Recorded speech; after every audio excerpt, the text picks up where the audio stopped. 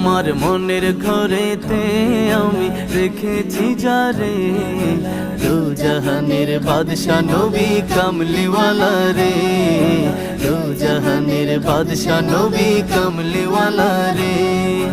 আদি পিতা আদম যখন মুসিবতে পড়ে, ওদের নবীর উসিলাতে আল্লাহ কবুল করে।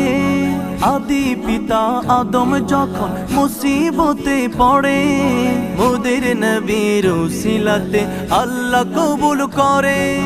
সাকারাতের বিছানাতে দেখা দিও রে, দু জাহানের বাদশা নবী কামলিওয়ালা রে, দু জাহানের বাদশা নবী কামলিওয়ালা রে।